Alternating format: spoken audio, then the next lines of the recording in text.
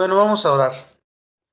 Padre nuestro que estás en el cielo, te damos gracias nuevamente por esa oportunidad que nos da estar expuestos en tu palabra. Gracias porque tú nos das el querer como el hacer para estar aquí escudriñando los atributos, tus atributos que tan importante es conocerte y entenderte cada una de ellos y porque esto nos lleva a conocerte y a depender más de ti y a confiar más de ti. Es el propósito de este conocimiento, que te confiemos y te obedezcamos cada vez más. Separados de ti no podemos hacer absolutamente nada. Oramos por todos los hermanos y hermanas que no pudieron conectarse, que los bendigas, que estén buscando tu palabra, aunque sea en otro horario, en otro tiempo, pero que lo hagan. Y pues que tú siempre seas su prioridad, que siempre sea nuestra prioridad. Que entendamos que la gracia que nos capacita se basa en la dependencia total que tenemos de ti. Y tú usas la palabra para que podamos ser enseñados cómo conducirnos y de esta manera poder tener sabiduría y poder ser fortalecidos, conocer la paz que sobrepasa todo entendimiento. No hay atajos, que en tu gracia nos podamos disciplinar para seguir creciendo en tu conocimiento, no solamente teórico, sino práctico. Ese es el propósito de estos estudios. Y que tú bendigas a todos los servidores, que andemos en el Espíritu Santo, que nos demos cuenta que tú miras el corazón y eso es lo más importante para ti. Ponemos en tus manos este estudio y pues te alabamos y te exaltamos porque tú eres un Dios grande, lleno de amor y misericordia. Toda la gloria, toda la honra sea siempre para ti. Te pedimos todo esto en el nombre de tu Hijo Jesucristo. Amén. Bueno, hay un teólogo que dice que el verdadero conocimiento de Dios nunca es puramente teórico, es siempre práctico el verdadero conocimiento de Dios porque nos lleva a la confianza y a la obediencia a Dios.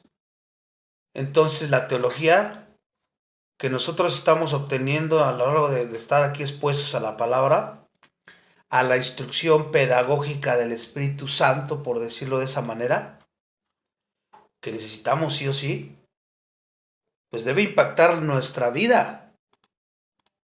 Conocer la inmutabilidad de Dios, por ejemplo, su trascendencia, su inmanencia, todo lo que hemos visto, su fidelidad y su sabiduría, nos debe de llevar a depositar toda nuestra esperanza en Él.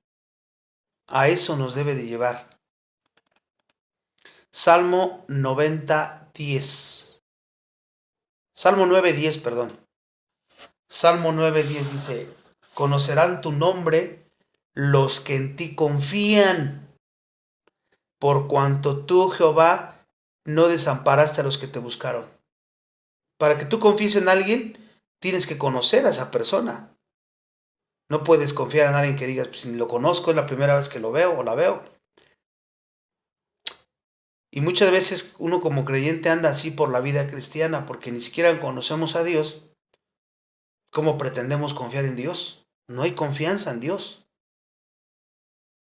Entonces, ¿qué tan importante es esto, no? La profundidad de nuestra confianza, pues es directamente proporcional a la profundidad de tu conocimiento que tú tengas de Dios. Y acuérdense que cuando hablo de conocimiento, me refiero a ginosko, en el griego, que es por experiencia.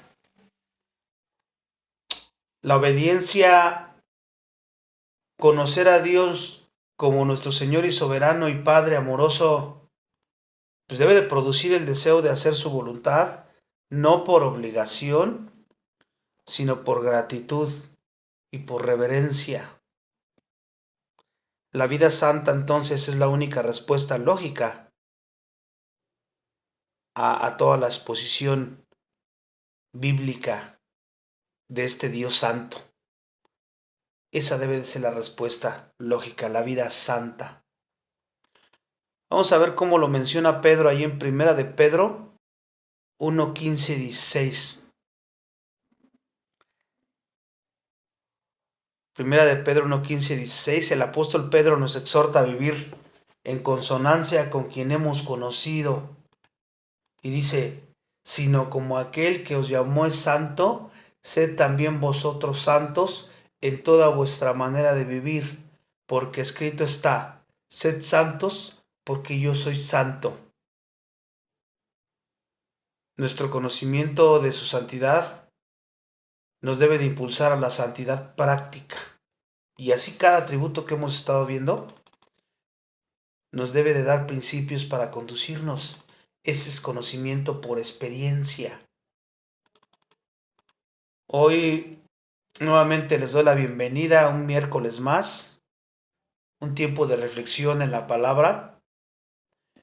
Y hoy nos adentraremos en una verdad profunda, una de esas gemas teológicas que, aunque ha causado controversia a lo largo de la historia, es fundamental para comprender quién es nuestro Dios.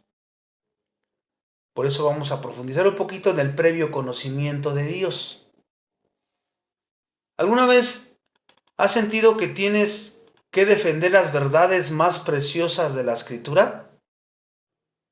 Por ejemplo, la deidad de Cristo, su resurrección, la justificación por la fe, porque todo esto es como el objeto de batalla para muchos, ¿no? Y la doctrina del previo conocimiento, pues no es diferente. Y algunas veces has sentido la necesidad de defender, pero has pensado, pero es que no sé qué decir, no sé qué contestar, no sé qué hablar, no sé qué. No sé, me quedo callado, callada. Algunos hoy día están pervirtiendo esta verdad para negar la soberanía absoluta de Dios en la salvación. Argumentan que Dios nos eligió porque Él previó que creeríamos, basando así su elección en algo que Él encontró en la criatura. Entonces el mérito es de la criatura. Pero esta afirmación es radicalmente incorrecta y minimiza la grandeza de nuestro Dios. Por eso hoy vamos a disipar ese error y a proclamar la verdad bíblica. ¿Con qué objetivo? Con el único de afirmar nuestra fe y honrar a aquel que es digno de toda la gloria. El error más común, impulsado por algunas personas maestros que dicen serlo, es que la elección de Dios se fundamenta en su previo conocimiento de ciertas personas que serían más flexibles y que responderían a los esfuerzos del Espíritu, es decir, que Dios predestinó porque Él previó que ellos creerían y por eso los predestinó. Pero esa interpretación tuerce las Escrituras y ahorita vamos a ver por qué. Porque primeramente, esa interpretación niega la depravación total, porque implica que hay algo bueno en algunos hombres que les va a permitir creer por ellos mismos. Y sin embargo, la Biblia dice que no hay justo ni aun uno, no hay quien busque a Dios. Romanos 3:10, ahí lo menciona Pablo a los romanos. Otro punto que niega esa doctrina es que quita la independencia de Dios, porque hace que los decretos de Dios dependan de lo que Él descubre en nosotros. Pero nuestro Dios dice que Él hace todo lo que quiere, como quiere, y no depende de nosotros para nada. Salmo 115:3. Salmo 115:3. Y también invierte la causa y el efecto, porque convierte nuestra fe en la causa de la elección. Él vio, este va a tener fe, entonces por eso lo voy a salvar. Como que la fe la produjo el hombre en sí mismo. Y obviamente todo esto es lo opuesto a la verdad.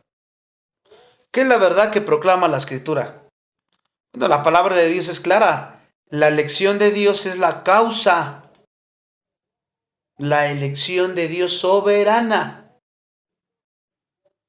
Y nuestra fe en Cristo es el efecto que Él mismo da. Al convencer de pecado, Él mismo te da esa fe. Hechos 13:48. Hechos 13:48 dice que Dios selecciona a las personas para recibir sus favores distintivos. Ahí vemos la elección de Dios soberana.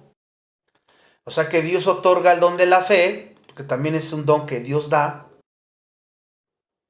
La fe no es algo que nosotros producimos, es un regalo. Ahí lo dice en Efesios 2:8. Porque por gracia sois salvos por medio de la fe. Y esto no de vosotros, pues es don de Dios. Cuando dice, haciendo una exégesis de este versículo, y dice, esto no es de vosotros, esto se refiere a la salvación. Y también se refiere al arrepentimiento y a la fe. Porque debe de haber un arrepentimiento, fe, que produce salvación. Y luego te lleva a buenas obras que Él preparó de antemano para que anduvieras en ellas. O sea, es un paquete completo. Y eso lo da Dios, como por gracia. ¿Se dan cuenta? Todo es por gracia.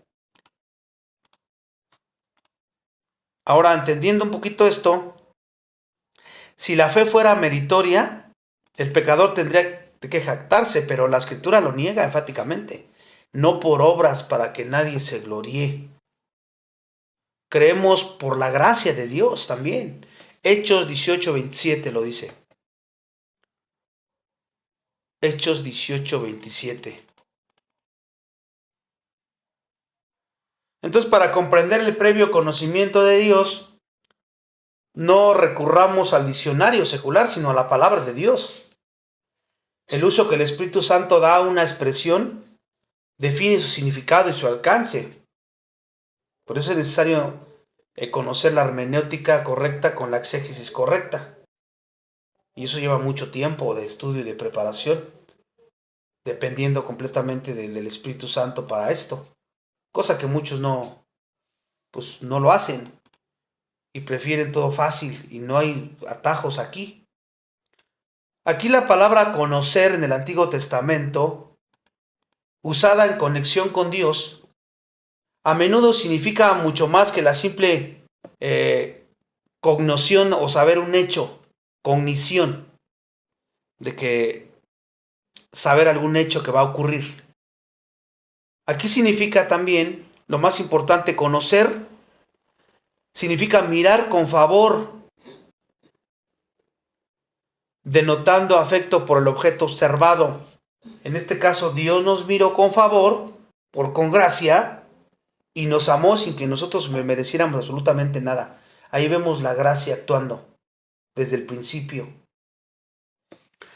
En el Antiguo Testamento dice que nos amó y nos conoció antes que te formaste en el vientre, te conocí, te amé, te designé. Jeremías 1:5. Jeremías 1:5. Desde el vientre, antes de que te formases. O sea, estamos hablando de la presencia de Dios desde antes de la fundación del mundo.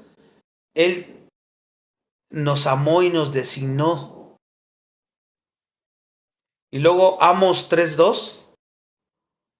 Amos 3:2 dice, a vosotros solamente he conocido. O sea, a ustedes he escogido, he amado. ¿De quién? De todas las familias de la tierra. Ahí está hablando al pueblo de Israel. Amos 3:2. Y luego ya en Mateo 7:23. Mateo 7:23 en el Nuevo Testamento dice, y entonces les declararé, nunca os conocí. Hablando de quiénes, de todos aquellos que dijeron que eran creyentes, nada más por una profesión o por un acto externo de servicio, tal vez en la iglesia, pero como no eran santos, su prioridad no eran las cosas del reino, pues obviamente el fruto que daban era más legalismo que otra cosa, ¿no? Religiosismo. Y por eso le dice, yo nunca los conocí, o sea, nunca los aprobé, nunca tuve afecto por ustedes. ¿Por qué? Por su pecado. Nunca hubo un arrepentimiento genuino, nunca hubo una santidad verdadera, y por eso es que él lo dice ahí, nunca los conocí. En 2 de Timoteo 2:19, 2 de Timoteo 2:19 dice que conoce al Señor a los que son suyos. Otra vez ahí está la palabra conocer. Entonces ya estamos desmenuzando el previo conocimiento cuando la palabra menciona eso. También se refiere a personas. Un previo conocimiento es en su presciencia. Presciencia es desde antes de que Dios formara la creación. Antes, en la eternidad pasada. Es el previo conocimiento. Y en el Nuevo Testamento es incluso menos ambiguo porque en el Nuevo Testamento nunca se usa en relación a eventos o acciones cuando habla de conocimiento de Dios, sino siempre hace referencia a personas. Hechos 2:23. Hechos 2:23. Cristo fue entregado por el determinado consejo y previo conocimiento de Dios. Previo, o sea, desde antes de la fundación del mundo, ya había estado decretado, determinado que Cristo iba a venir. Romanos 8:29. Romanos 8:29, porque a los que antes conoció, también los predestinó. Se refiere a las personas mismas. El pronombre los deja ver que habla de personas. Romanos 11:2. Romanos 11:2. No ha desechado Dios a su pueblo, el cual desde antes conoció. Ahí está la referencia obviamente al pueblo de Israel, porque el capítulo 9, 10 y 11 de Romanos se refiere al pueblo de Israel. Desde antes conoció en su presciencia. Primera de Pedro 1:2. Primera de Pedro 1:2. Elegido según la presciencia, que es el previo conocimiento que estamos estudiando, de Dios Padre. Aquí la referencia es a los expatriados, esparcidos, es decir, a los judíos creyentes, o sea, a personas. Por eso les digo que en el Nuevo Testamento siempre cuando habla de su presciencia, el previo conocimiento, se refiere a personas. Por lo tanto, la base bíblica para decir que Dios conoció de antemano nuestro arrepentimiento y fe, como algunos lo dicen, y por ese acto nos eligió para salvación, es absolutamente falsa, es errónea. El término se refiere uniformemente a Dios conociendo, amando y escogiendo a personas desde antes de la fundación del mundo, no dependiendo a cómo iban a actuar las personas. Esa es la gran diferencia, ¿no? Ahora, ¿qué se encuentra detrás del previo conocimiento de Dios? ¿Qué se encuentra detrás de su previo conocimiento, de su presciencia? Hay algo que lo precede y eso es su propio decreto soberano. Voluntariamente a él nadie le convence, nadie le rinde cuentas, él es autoexistente y por lo tanto él decide, lo hago porque quiero, tan tan. Por ejemplo, Cristo fue entregado por el determinado consejo y luego el previo conocimiento de Dios. El consejo o decreto es la base de que Cristo haya venido. Romanos 8:29 comienza con ¿por qué? Y ahí señala a lo anterior, porque todas las cosas les ayudan a bien. Esto es a los que conforme a su propósito son llamados. Por eso es que aquí podemos ver también que Él decretó que todas las cosas nos ayudaran a bien. No por algo que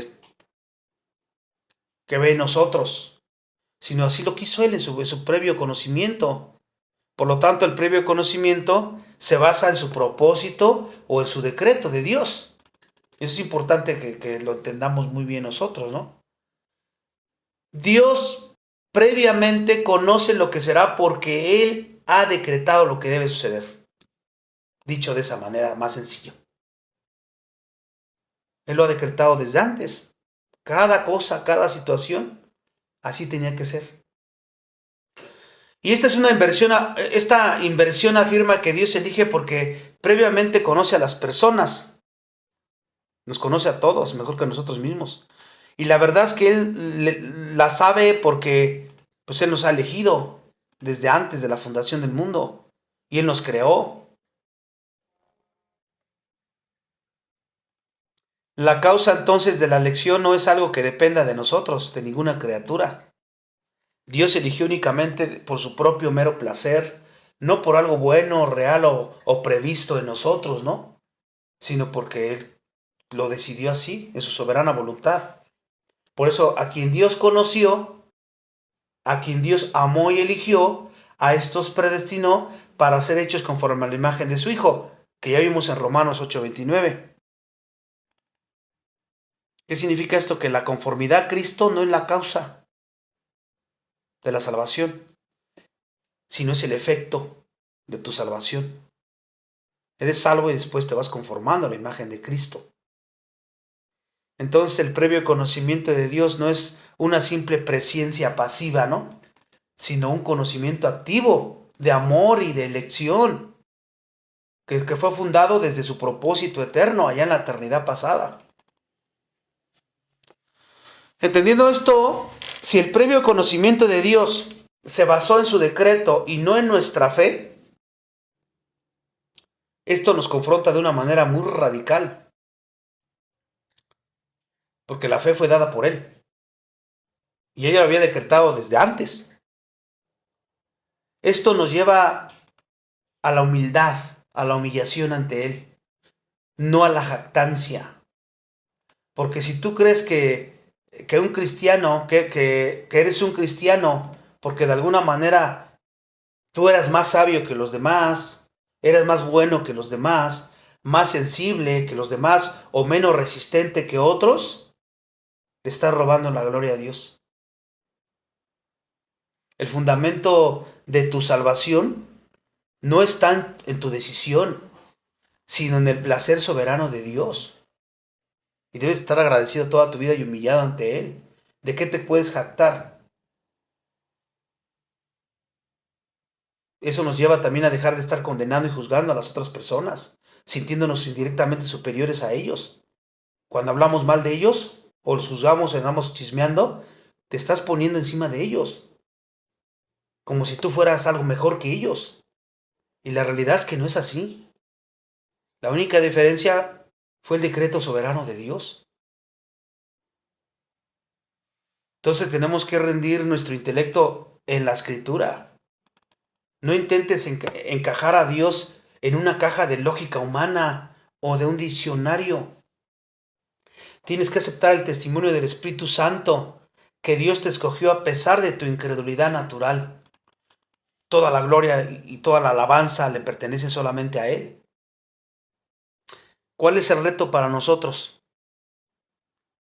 ¿A quién le da el crédito? ¿A quién le das el crédito por tu fe? ¿A ti mismo, a ti misma? ¿O a la gracia inmerecida que te alcanzó? Que tu vida refleje que has creído por gracia y que esa gracia es un favor inmerecido que tú no podías exigir. A veces el hombre no entiende y cree que tiene derechos y que Dios le debe gracia o misericordia. Dios no nos debe nada. Todo es por gracia, fundado en un decreto que Él hizo, voluntad, por su voluntad, nada más. Para nosotros como verdaderos creyentes, esta doctrina es un ancla para nuestra alma, porque nos da la seguridad eterna. Entendemos que si nuestra elección se basó en su presciencia, ¿qué pasa cuando nuestra fe flaquea? Por ejemplo, ¿nuestra seguridad sería inestable por nuestro pecado si flaqueamos? Pero nuestra elección, acuérdate que es por gracia. Tú obedeces no para obtener más gracia de Dios o para ser más santo ante Dios o para tener un mérito ante Dios, sino obedeces porque Dios ya te dio la gracia y lo haces porque amas a Dios, por gratitud a Dios. Si hay cualquier otra motivación por la que obedeces, es legalismo, es religiosismo. Eso no glorifica a Dios. En cualquier cosa que tú hagas, tanto en tu casa, fuera de tu casa, como en la iglesia, fuera de la iglesia. Dios Nos escogió antes de la fundación del mundo, como lo dice Efesios 1:4. Efesios 1:4 dice que nos eligió antes de la fundación del mundo y su salvación está basada en ¿qué? En su inmutable propósito. Su gracia es inmutable. Quiere decir que no cambia. Entonces por eso puedes pecar y hacer lo que quieras, al fin no vas a perder la salvación. No, porque su gracia te capacita para andar en santidad. Entonces tenemos la fidelidad asegurada. El previo conocimiento de Dios se basa en su determinado consejo. Él no eligió basándose en algo que descubrió en nosotros, sino en su propia voluntad de Él. Y esto significa que Él, quien nos eligió y nos llamó, es fiel para terminar la obra que comenzó en nosotros.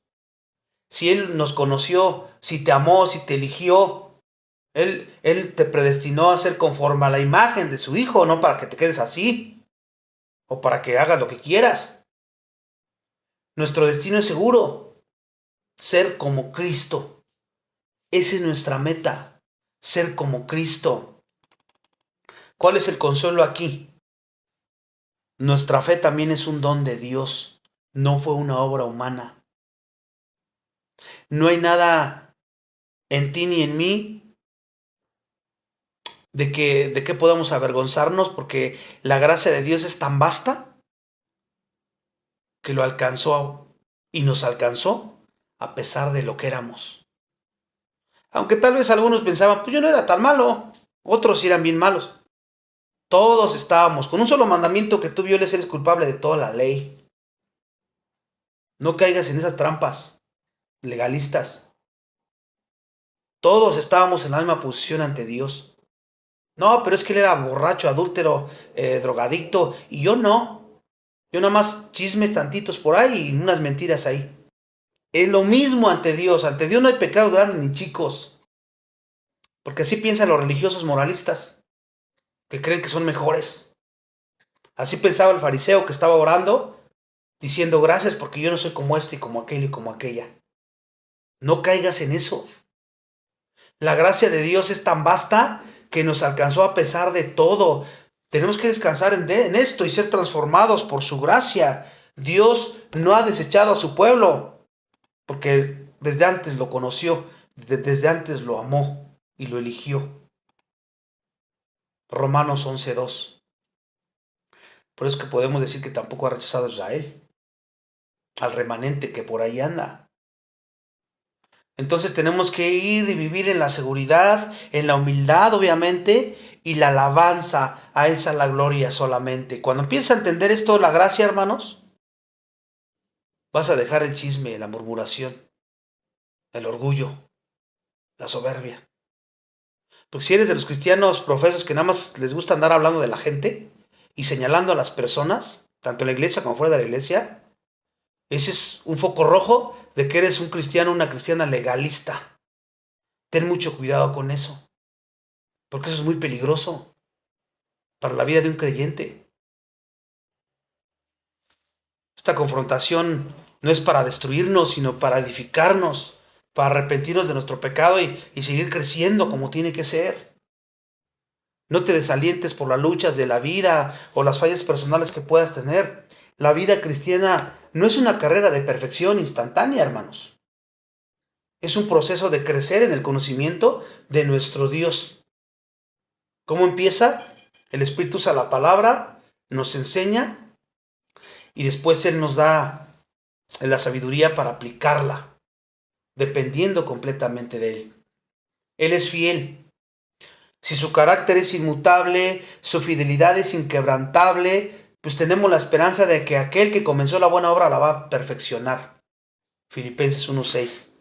Esto nos lleva a vivir cada día con la dulce confianza de que Él está obrando y el consuelo de que su poder reside en que Él es quien es, el Dios santo, el Dios soberano, el Dios amoroso que nos ha invitado a conocerle. Y lo triste es que hay muchos que no tienen tiempo y no quieren conocerle. Quieren vivir una vida fructífera espiritualmente hablando, pero tienen otras prioridades y no han entendido su identidad ni la gracia. Por eso es que andan buscando otras cosas terrenales y sus oraciones están plagadas de pura cosa terrenal.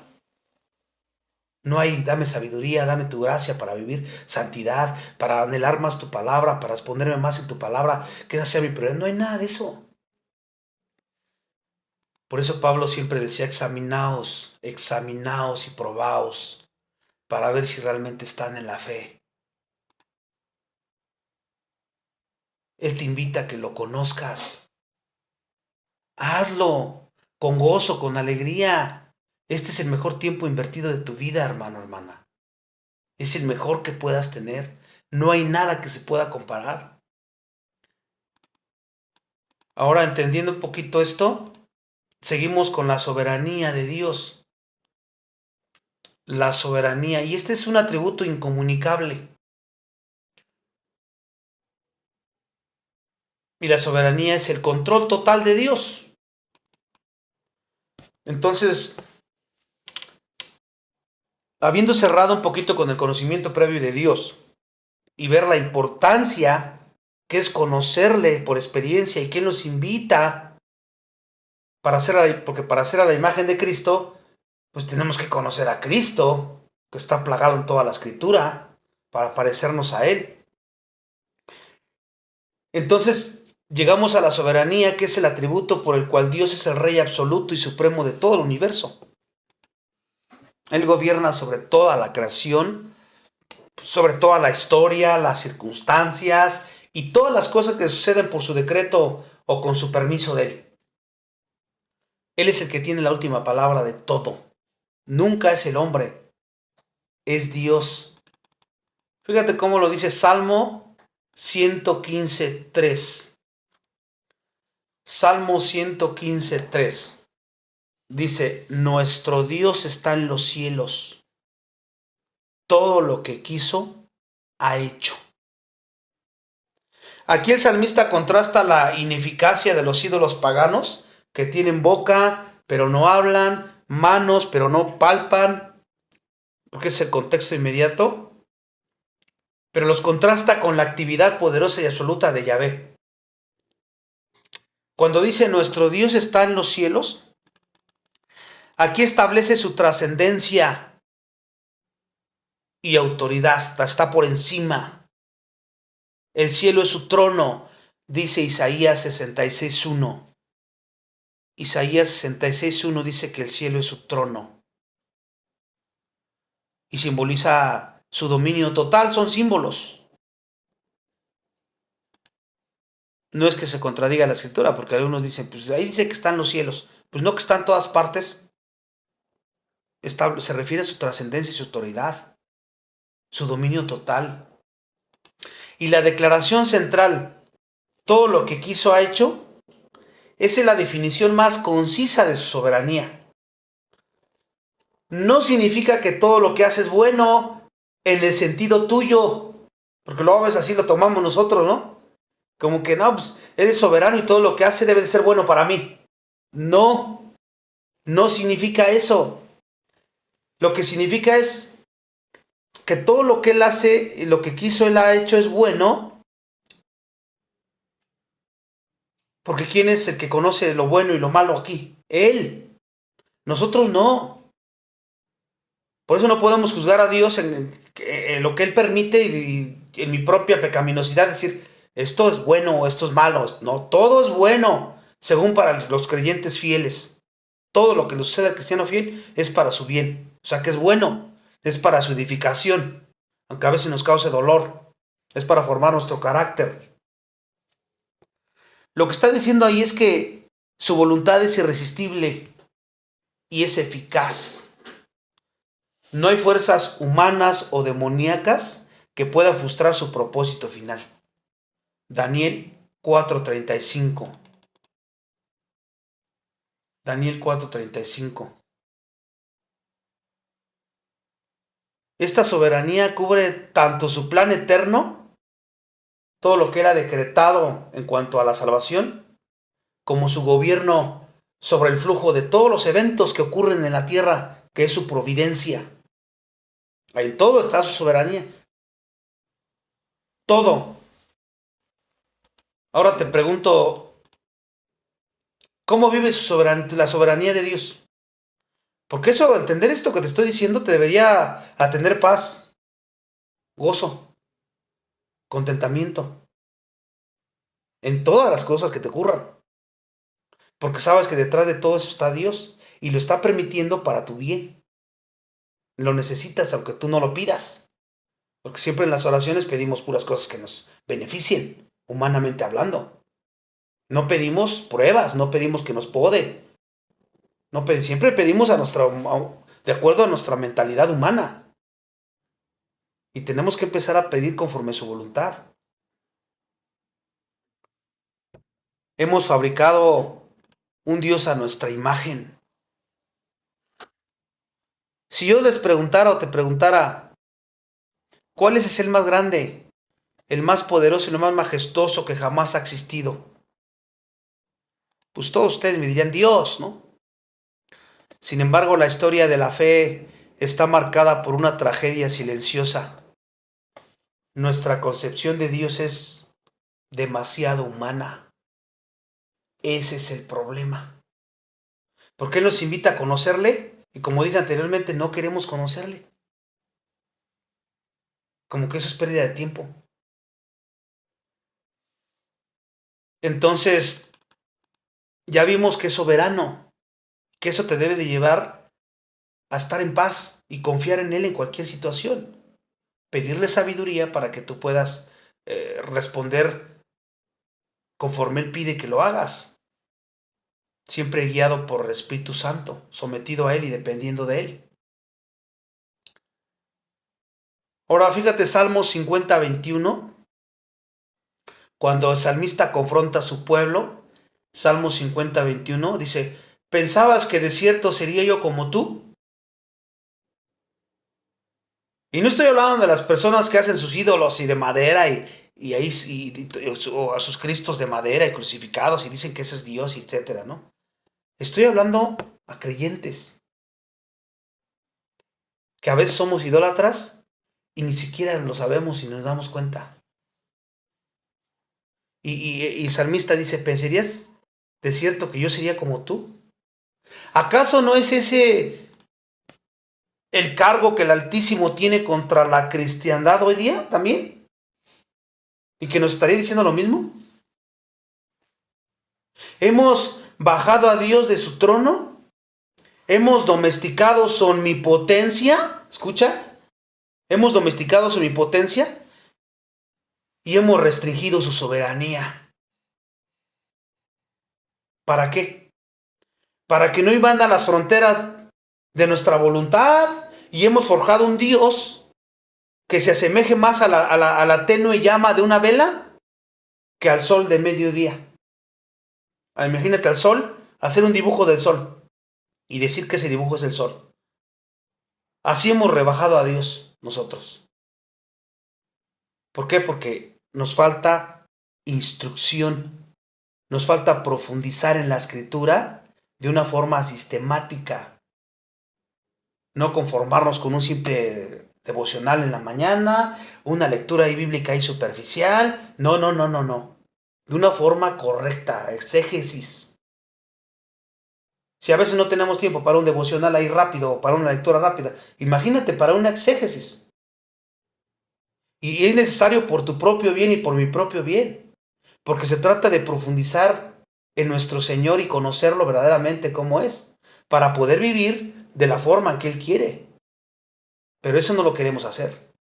Queremos brincarnos eso. Y no se puede. El Dios de la Biblia es para muchos completamente desconocido, tristemente lo digo. Y aún para creyentes que estamos en la sana doctrina y que llevamos años en la sana doctrina. Y siguen viendo a Dios como si fuera que está ahí como su siervo para cumplirles todos los caprichos que queramos. Como yo lo quiera y a la hora que yo quiera, en el momento que yo lo quiera. El Dios de la Biblia es completamente desconocido.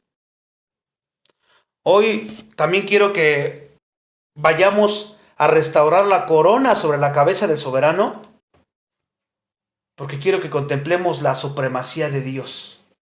Ahora, después de la soberanía, la supremacía de Dios. La escritura es muy clara.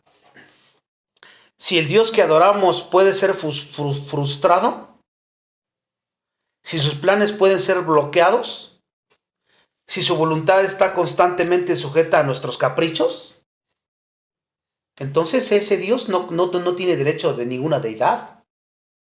Y lejos de ser un objeto digno de adoración, no merece más que nuestro desprecio. Pero tristemente así hemos tomado a Dios. Y así lo vemos. No hay alternativa.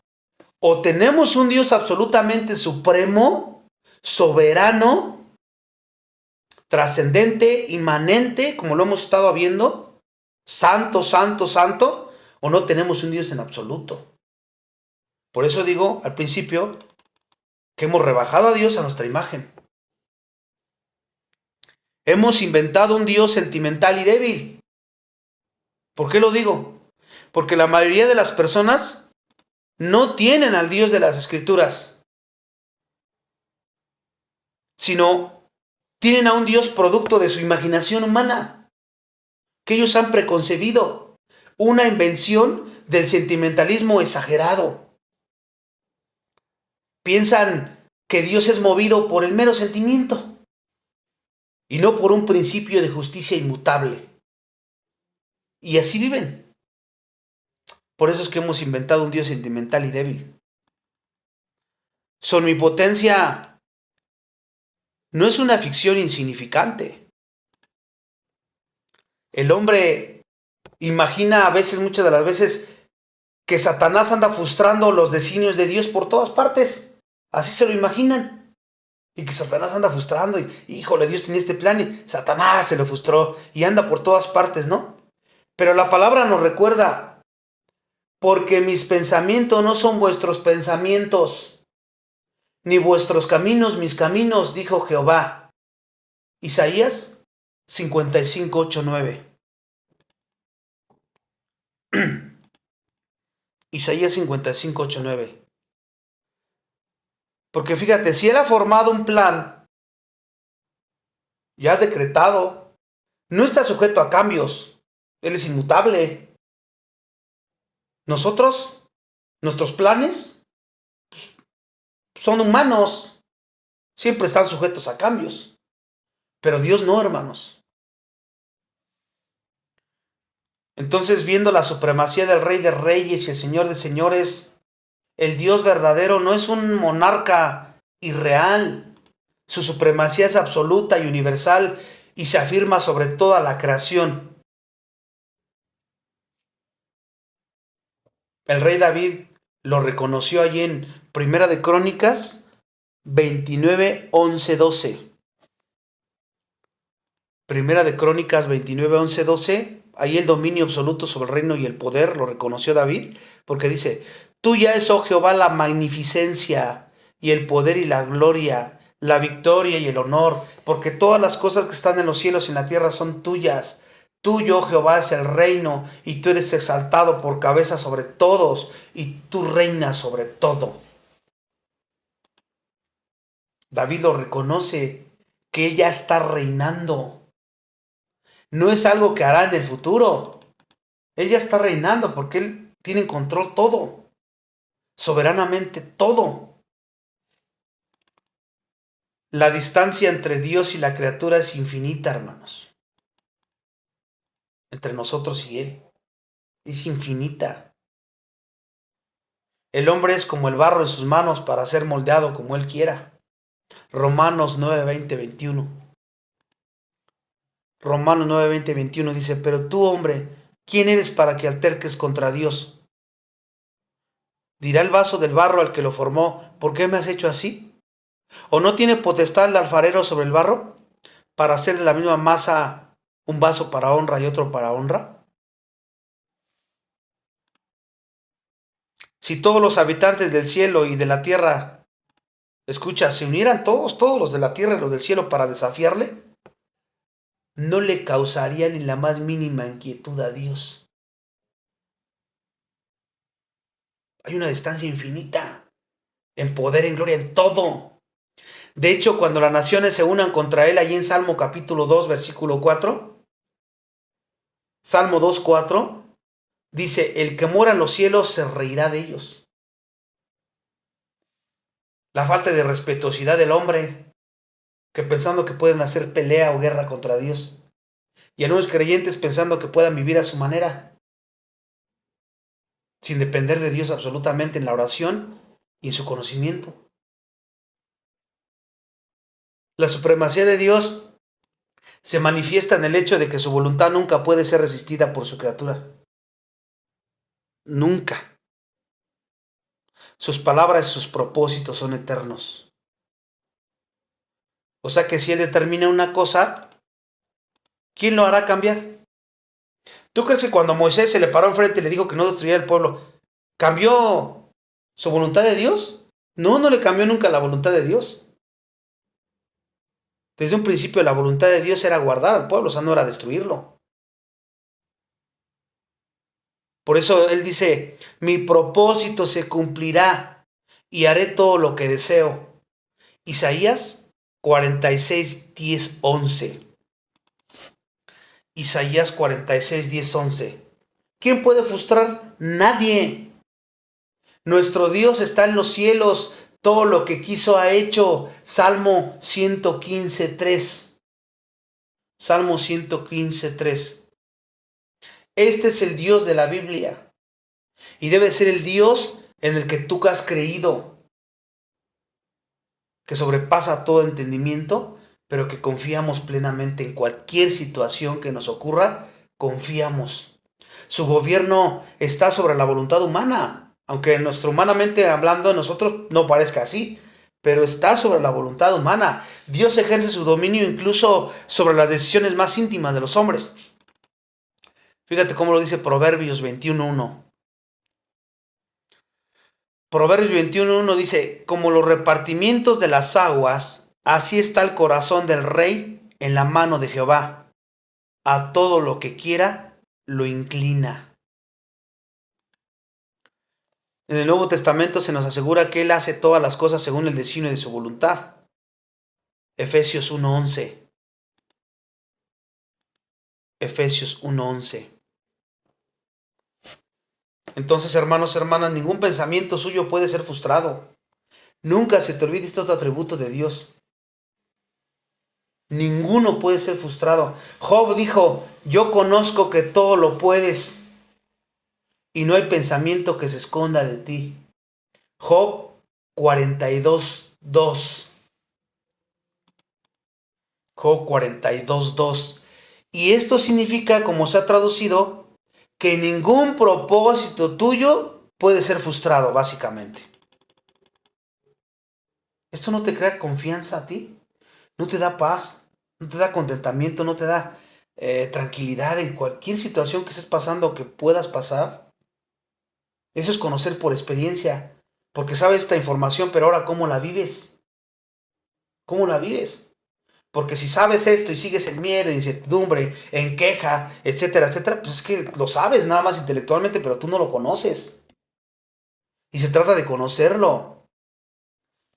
Si tú, mi querido oyente, crees en un Dios que es una mera oferta, que puede aceptar o rechazar a tu antojo, obedecer o no obedecer a tu antojo, si tú tienes un Dios cuyo plan es constantemente frustrado por Satanás o por el libre albedrío o la voluntad del hombre, si has forjado un Dios en tu mente así, debes de arrepentirte y pídele perdón a Dios, porque has adorado a un Dios falso y por eso no tienes seguridad en nada. Vives quejándote, vives preocupado, estresado, afanado, deprimido, ansioso, etcétera, etcétera. Porque todas esas actitudes lo único que reflejan es que tú no conoces a Dios. Puedes caer en un momento de debilidad y en un momento de sentirte así, pero vuelves en sí, reconoces, te arrepientes del pecado por haber dudado de Dios y te levantas y continúas caminando confiando en el Señor soberano y en el Señor trascendente, inmutable, que hemos estado aprendiendo. Porque si tenemos un Dios diferente al que estamos viendo, es que estamos practicando la idolatría dentro del cristianismo, hermanos. Porque fabricamos un Dios a nuestra propia mente carnal.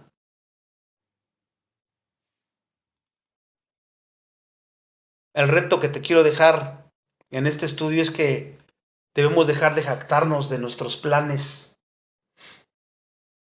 de nuestra autonomía, entre comillas, de nuestra capacidad para ir y venir a nuestro antojo. Dejemos de jactarnos de eso, porque las escrituras nos confrontan y nos dicen, en lugar de lo cual deberías decir, si el Señor quiere, viviremos y haremos esto y haremos aquello. ¿Qué quieres? Decreta, ¿no? Como diciendo que ellos son los que mandan. Y si yo lo decreto, Dios me tiene que hacer caso. Y hay por ahí una enseñanza que dice que no, nunca digas eso. Cuando tú hagas las cosas, no digas, si Dios lo permite. No, no, no. Tienes que tener fe y lo voy a hacer y porque así está hecho. Yo lo declaro. Eso está erróneo, está sacado de contexto. Santiago 4:15 nos da, pero no para que usemos esta frase como un cliché para todos lados, sino porque realmente conocemos a Dios y realmente sabemos de su soberanía y de su control. Si el Señor quiere, viviremos y haremos esto o aquello. Tenemos que arrodillarnos ante el único Dios que es digno de la deidad. Si no, tú y yo, ¿qué crees? No somos mejores que los ateos o que otras religiones. No somos mejores. Pues un Dios que no es supremo, como lo estamos aprendiendo hoy día en ese atributo, no es Dios. Estamos quitando si queremos controlar las cosas nosotros, si andamos así, miedos, incertidumbres, ansiedades, como ya mencioné, entonces no sé qué Dios has creído, porque mira cómo te tiene, dicen los incrédulos. Tú dices que tienes fe, pero ese Dios no es capaz de hacer nada, porque mira cómo te tiene. ¿Te das cuenta? Entonces tenemos que someternos a la voluntad eficaz de su soberanía. No importa que sea conforme lo queramos o no lo queramos hacer. Conforme nos guste o no nos guste, nos duela o no nos duela. Confiar en que Él dijo que era para mi bien, yo le creo. Y eso es suficiente para mí, porque tiene en control todo. ¿Por qué te abates, alma mía? No dice el salmista, ¿por qué te abates, alma mía? Espera en Dios. Él mismo se predica, Él mismo conoce la palabra y Él mismo se la recuerda. Eso es algo que tenemos que hacer nosotros. Para el creyente que hemos recibido su vida en este soberano absoluto, hay un lugar seguro que debe descansar nuestro corazón, ¿no? Porque nuestra vida no es un producto del designio ciego, ni el resultado de un accidente, de la buena suerte o de la mala suerte, no, incluso de la maldad de los hombres. No, es el resultado de Dios, porque cada detalle de nuestras vidas fue ordenado desde la eternidad. Y ahora están ordenadas por el Dios que vive y reina. Y Él va enderezando, está utilizando todo eso para enderezar nuestros pasos. Para que hagamos y tengamos las prioridades que debemos de tener y que no estamos haciendo. ¿Por qué? Porque quiere molestarnos nada más. Porque Él quiere que vivas una vida cristiana fructífera. Una vida cristiana feliz, estable, confiando en el poder de Dios y andando en el Espíritu Santo. Por eso lo quiere. Cuando tú das consejos a tus hijos, no es para que les vaya mal, sino porque quieres verlos bien en todas las cosas. Es lo mismo que Dios pide a nosotros. Pero a veces tratamos la palabra así como que, otra vez ya va a empezar a decirme de cosas. Porque es la palabra la que nos confronta y nos hace ver nuestra realidad. Muchos necesitamos eso, hermanos. El corazón del hombre piensa en su propio camino, dice Proverbios 16:9. Del hombre necio. Ella piensa, hace sus planes, su propio camino. ¿Y qué dice la Biblia? Mas Jehová endereza sus pasos. Y eso es lo que está haciendo contigo y conmigo, viéndolo desde esta perspectiva bíblica. Ahí está el consuelo. Señor, yo quisiera esto. Quisiera lograr esto. Me gusta, quiero disfrutar esto, aquello. Pero sé que esa es mi voluntad. Y tu voluntad yo sé que es infinitamente mayor. Si en una de esas mi voluntad se cruza con la tuya, pues qué bueno, porque así va a ser, ¿verdad? Y si no, tú me vas a llevar a otros planes, pero qué bueno.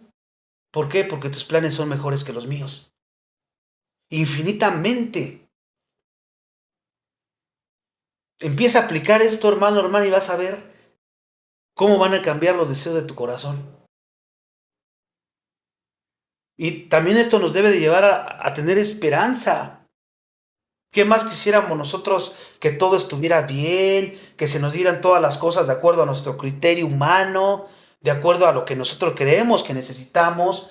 Pero gracias a Dios que no dependemos de eso, sino dependemos del Dios que es soberano y que es preeminente y que Él controla todo y que Él puede ver todo y que Él sabe realmente lo que necesitamos. Y nos da lo que necesitamos, no lo que queremos.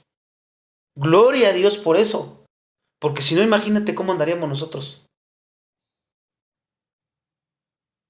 Y sabemos que a los que aman a Dios todas las cosas le ayudan a bien. Todo es todo. No hay ninguna cosa que digas, pero esto en qué me va a hacer bien. Bueno, si lo ves con la perspectiva carnal, en tus deseos egoístas, pues nada va a estar bien. Pero si lo llevas por el filtro de la escritura, vas a decir, pues aunque no entienda yo nada. Como decía Job, si Jehová me matare, en él esperaré. No importa, yo confío en mi Dios porque sé en quién he creído. Entonces no estamos a la deriva nosotros. Nuestra vida está en las mejores manos. En las mejores. En su mano está nuestra voluntad. En su mano está nuestro tiempo, nuestro trabajo, nuestro hogar. Todo está en sus manos. Lo dice Salmo 31:15. Y eso nos da ánimo, paz, consuelo y fortaleza. Ahí es donde encuentras la fortaleza de Dios. Está bien que oremos los unos por los otros, pero si tú no andas viviendo así, como siempre se los digo y se los seguiré diciendo, no vas a tener fortaleza de nada, ni consuelo de nada, porque no has sido instruido pedagógicamente en la palabra. Y andas buscando en otras cosas eso, y luego crees que nada más en la oración lo vas a encontrar. Necesitas conocer la Escritura. Necesitas conocer este Dios. Vivir este Dios verdadero, bíblico, para que puedas obtener esos resultados.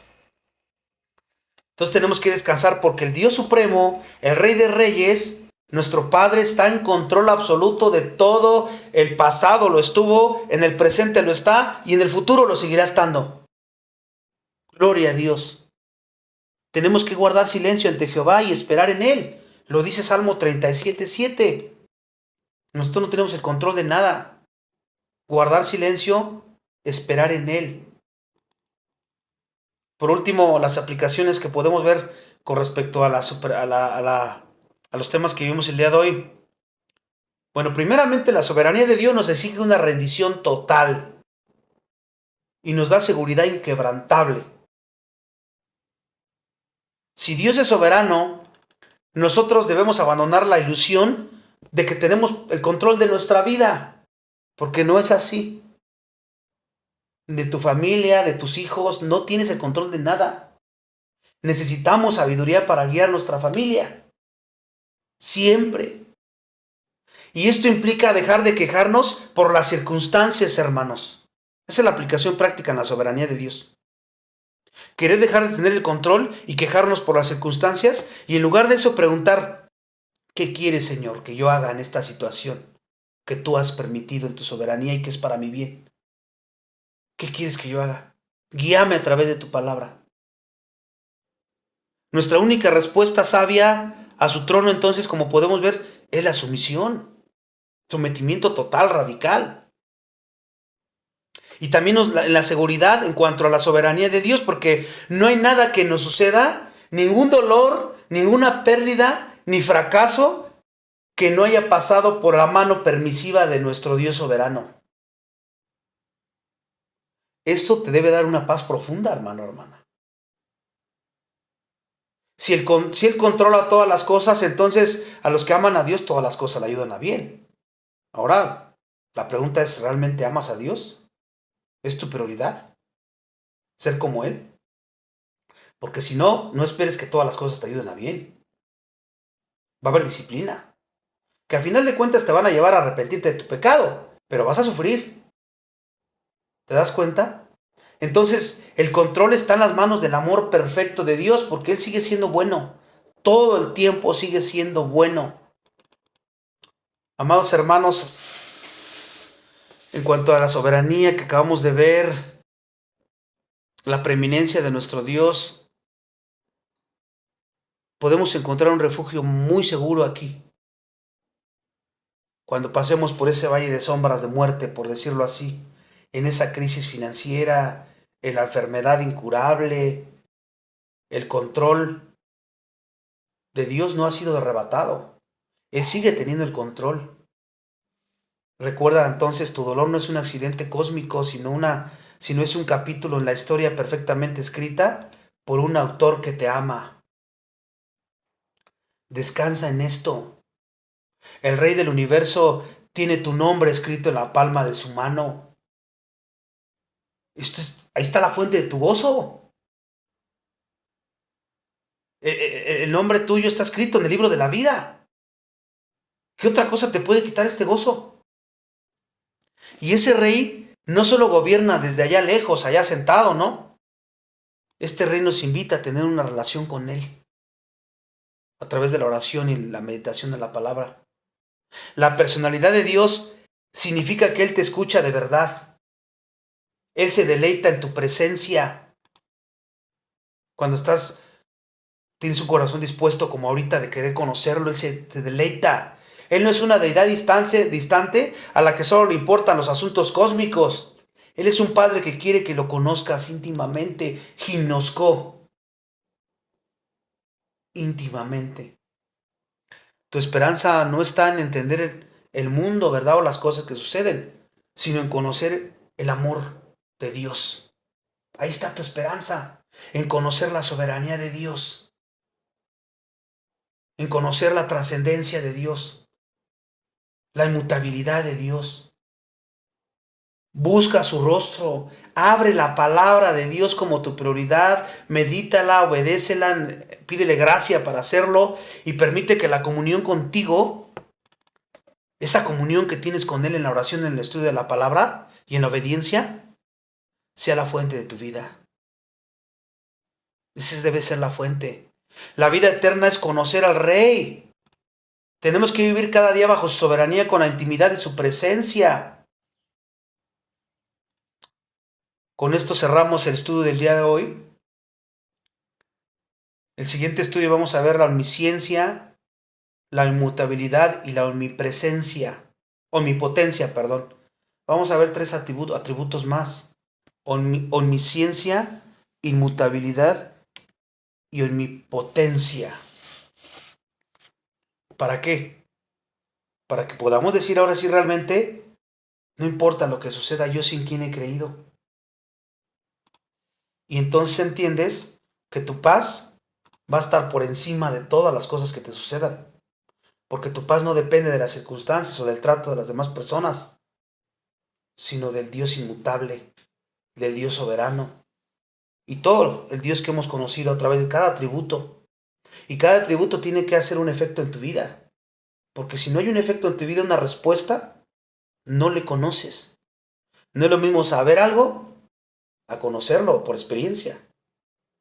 Vamos a orar. Padre, te damos gracias nuevamente por esa oportunidad que nos da de seguir aprendiendo de este Dios tan maravilloso. Te alabamos, te exaltamos porque hoy nos muestras que eres un Dios completamente soberano. Un Dios trascendente, que es lo que hemos estado aprendiendo a lo largo de estos estudios. Un Dios que tiene en control absolutamente todas las cosas y que no hay nada que se salga de tus manos.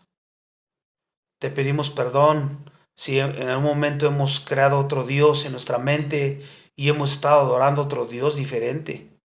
Perdónanos, perdónanos porque sabemos que eso pues, nos ha afectado a nosotros, ha afectado a los que nos rodean y te ha faltado el respeto a ti. Perdónanos, perdónanos y síguenos llevando a seguir conociéndote conforme las escrituras nos dicen que tú nos des hambre y sed de ti. Y perdónanos por las veces que se vuelve una carga conocerte, que se vuelve algo como que lo queremos evitar a toda costa, incluso la oración. Y no queremos. Perdónanos por nuestra responsabilidad, por nuestra negligencia en esas cosas. Y ayúdanos a seguir a través de tu gracia que nos capacita viviendo tu soberanía.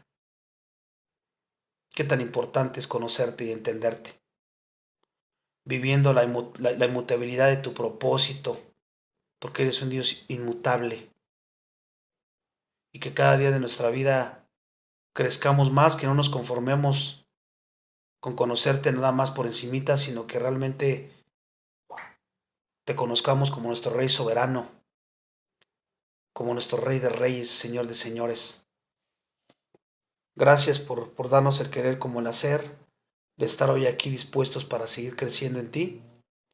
Y pues seguimos pidiéndote por la sabiduría y por la gracia de cada que comienza nuestro día para responder de acuerdo a tu voluntad y que nos perdones si seguimos poniendo otras prioridades en lugar tuyo. No permitas que sigamos viviendo en esa negligencia, en ese pecado, en esa manera de vivir, porque no vamos a terminar bien. Sabemos que si somos creyentes la salvación no se pierde, pero sí perdemos el gozo. Queremos contentamiento, queremos fortaleza, queremos paz, pero no queremos pagar el precio que conlleva conocerte cada vez más por experiencia. Perdónanos. Y oro por todos los hermanos y hermanas de la iglesia para que todos andemos en este mismo sentir y podamos ayudarnos unos a otros y recordarnos unos a otros quién eres. Oramos también por los que no te conocen, para que ellos también puedan llegar al pleno conocimiento de tu Hijo Jesucristo y que todos los servidores que servimos andemos en este sentir, porque adoramos al verdadero Dios, al único Señor de señores y Rey de reyes. Tú conoces nuestro corazón, examínanos y pruébanos y corrige lo que estemos haciendo mal. No permites que caigamos en la apatía espiritual, sino que cada día, como siempre lo decimos, sea la primera vez. Ese primer amor, ese fuego ardiente que haya en nosotros. No importa lo que pase, hasta que podamos estar en tu presencia. Te pedimos todo esto en el nombre de tu Hijo Jesucristo. Amén.